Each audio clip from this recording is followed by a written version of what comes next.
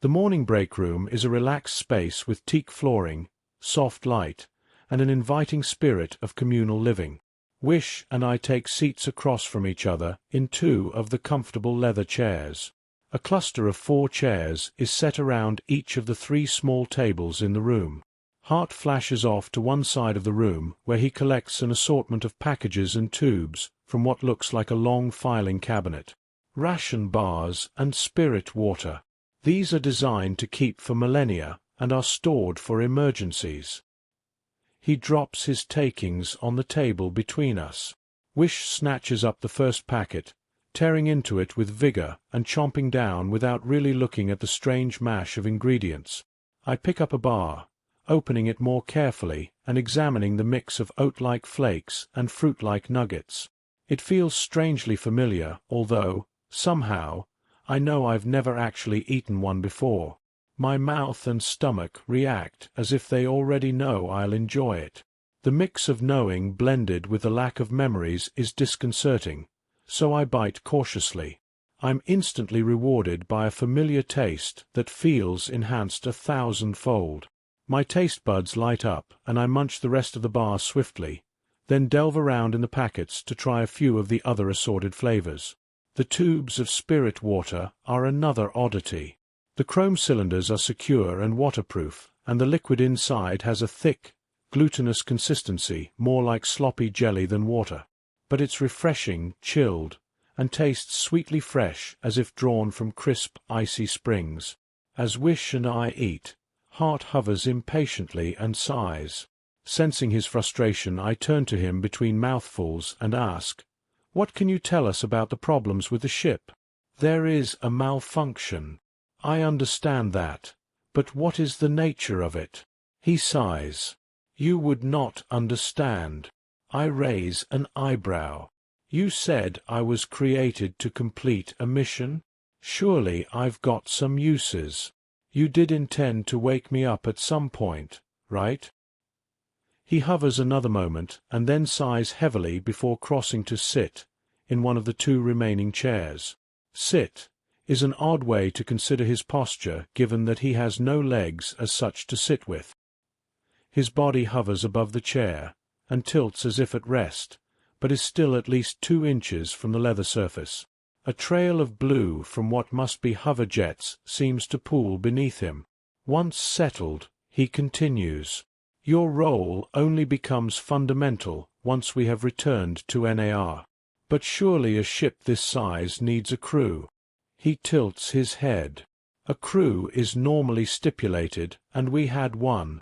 But fundamentally a crew is unnecessary. Elixir is pre-programmed to maintain systems, and I am designed to control navigation and defense." Wish leans forward. "What happened to your crew?" Hart glances between the 2 of us. I wonder if he's attempting a fabrication or considering ignoring her question. Eventually, he responds, "There was an incident." It looks like Hart is about to explain, but then a rapid scroll of text floods across his face. He emits a series of high-pitched screeches. Wish and I lift our hands to protect our ears from the noise. Moments later, Hart's face clears. His eye orbs blink open, and he continues as if nothing happened. "The crew is unnecessary. Elixir and I can ensure we reach our destination. Unless something goes wrong." "Something's wrong with you, isn't it?" He huffs as if frustrated. I'm not sure if he's judging his own sense of failure or if my questions are bothersome. "I really would like to help, Hart. How would a crew manage the problems you're facing?" He pauses a long moment, considering my question, and I wonder if he will tell me or if he'll send us back to the sleeper bays instead. "Hart!" Captain Bellamy would uncover the root of any system failures from the research lab main computer. Maintenance members would fabricate and repair damaged hardware, while my captain dynamically updated internal systems and repaired any corruptions that may have occurred to the data. "Can't you and Elixir just fix yourselves?" Wish asks. "We do not have the same functional knowledge of our base code or interiors. Elixir manages the circuit-to-circuit functioning as a whole, but not the underlying programming that creates her network of systems. I nod, understanding without really understanding how I know what he's talking about. And there are faults in the underlying programming? Invariably, to some degree. So you need someone to run through lines of code. Fundamentally. Can't you do that? Wish asks. She's working on what might be her 6th ration bar, but has finally started to slow down. I am a research, telemetry, teleportation, and defense unit. Understanding of interstellar computational base code is not in my core memory deposits. I sigh. So, that's a no. Can I help you? His eyes flash as if sparked by an idea.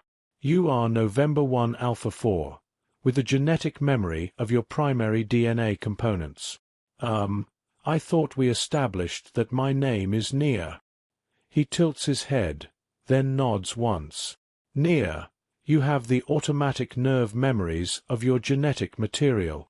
And she was a programmer? The dots of his blue eyes blink. He was our captain. I let the new information land, but find myself drawn to deal with one particular point rather than the egram's nest of the rest of it.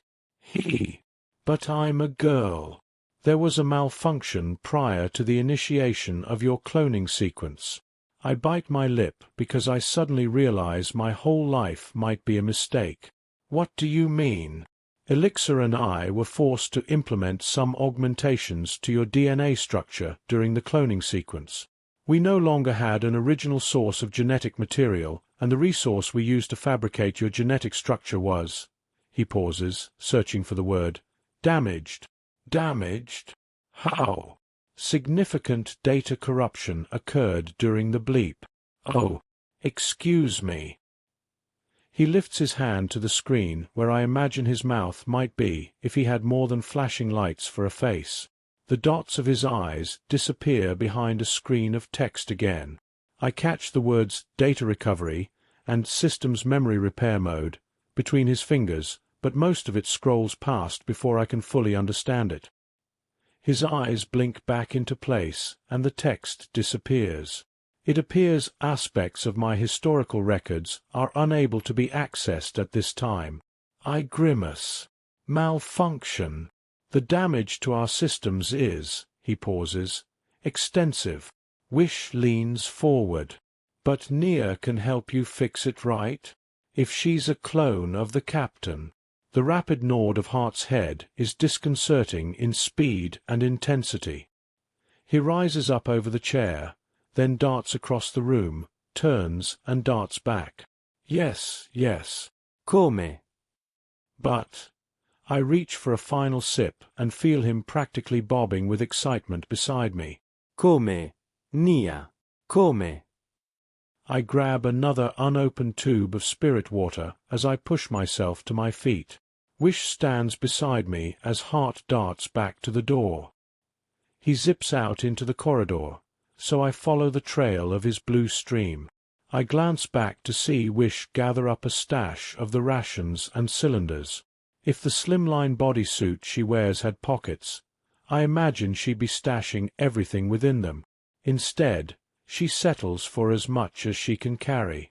I shake my head. It's not like anyone is going to steal it while we're gone. There's no one else around. She shrugs. When you feel like you've never eaten in your life, it's easy to worry you might never eat again. I swallow and nod because I know exactly where she's coming from. I'm already terrified of falling asleep in case I never wake up. Come on, before we lose Hart for good. She tilts her head. Not sure that's entirely a bad thing. She winks at me. I'm itching to explore without a chaperone. We have time. But first, let's go see about the programming. Maybe you can help. She shrugs. I've got no idea what you two were talking about. Want to check it out anyway? She nods. Let's go. We have to jog down the corridor to catch up with the disappearing strands of Hart's hover stream as they turn a corner. The small bot comes about in front of a pair of heavy doors. Come on, come on. As we reach him, he hums and the doors open with a ping. He steps inside the small cylindrical chamber and turns to face us. He waves us in with his hands. Come on. We both step inside and the doors swoosh closed behind us. The strange sensation of vertical movement tingles through me as we rapidly ascend. The doors swoosh open again on a new and unfamiliar corridor. Above us, a row of circular light panels blink on in rapid succession down the long channel. The walls are plain, smooth, white and featureless. This corridor is much narrower than any of the others we moved through downstairs. The final light illuminates a large door in the distance. It has the words Research Lab blazed across it in giant orange letters. Hart whizzes off down the corridor and almost slams into the door as it fails to open. He rears back, a strange motion of backwards hovering over his own jet stream. He approaches the door again more slowly, but it still does not open, so he glances around. Elixir, activate door controls to the research lab. A moment of silence passes, then Elixir's voice comes through the walls. Negative. Unable to process your request. I step forward, pull open the panel on the wall beside the door, and navigate the menu. It is second nature to me. Beside me, I feel Hart and Wish lean close as they curiously peer around me at the screen. After a few more clicks, the door slides open and the room beyond flickers into a wash of base-lit glass screens. Wide, white fiberglass desks cradle the room in a fractured oval. They ring a large round platform. Above each of the desks are large holoscreens trailing symbols and images similar to those creating light in the giant glass panels that surround the room. Wow! Wish says beside me. My face mirrors hers. Although familiar in that eerie sense that everything seems to be familiar, this room is mind-blowing, beautiful even. I feel a tingle of excitement and my fingers itch to explore the high-tech consoles. The screens flash with an array of information. My gaze wanders the room as I try to decide where to put my attention. Hart crosses into the room and directly to a podium against the far wall. Or is it a window? It's hard to tell because of the way the screen lights up in the glass. The surfaces are opaque, so we can't actually see through them like the glass on the bridge, but they have similar floor-to-ceiling size. Hart turns when he reaches the podium and waves me forward again. You must fix the processors and regain full function of the ship. Come on. I cross the room and join him at the podium. Its touch screen is a highly detailed input terminal. As I begin to explore the settings, instinctively familiar with the system's complexities, I glance up at the large hollow display before me. Information scrolls into place, and my hands move across the terminal in confident motions. I almost forget Hart and Wish are beside me as I delve into the intricate coding of the machine. Hart's soft hum, I'm not sure if it's contentment or impatience, is like a quiet bee in my ear, and the food packets crinkle in Wish's arms as she shifts on her feet. Knowing both are waiting, I focus on the primary objective, identifying the source of malfunction. My fingers fly across the screen until I find the relevant programs. I follow each twist in the ornate programming, then sigh. Eventually, I tap an interface on the screen that puts the system into a diagnostics mode and turn to Hart and Wish. Well, have you fixed it? I'm afraid it's not that simple. This will take several factors to fix, at least. It might even take circuits. Wish groans. Circuits. I nod. But look, I can set up the primary controls at a workstation. Just leave me to it and I'll get us up and running again. It'll take time, but I can fix this. Hart hums again, then nods. His head turns and then his body follows. As he whizzes out of the room, he calls back. As I am surplus to requirements, I will return to my charging station for the duration. I blink, but the doors swish closed behind him before I can call him back. He sounds carefree, but I'm not sure if he thinks I called him useless. Did I hurt his feelings? Do droids even have feelings? Wish drops the packets of food and drink on the nearest workstation and throws herself down into a chair. I take the seat beside her and turn to face the screen. A while later, I'm lost in the lines of code again, tinkering a subcommand here and tweaking a route if-then statement there. Wish sighs heavily beside me, so I pause and turn to her. How about a reconnaissance mission? Her eyebrows lift and she leans toward me. What do you have in mind?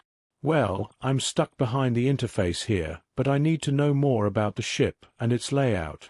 I pull up an on-screen map that shows a sprawl of decks, then push a button on the surface of the desk.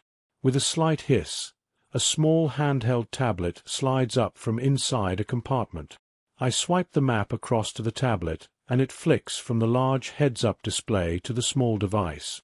Records indicate that some areas of the ship are damaged, but there's no information about what kind of damage or the extent of it. I need you to go explore, make notes about what you find, and then flick it back to me. Here, I'll show you.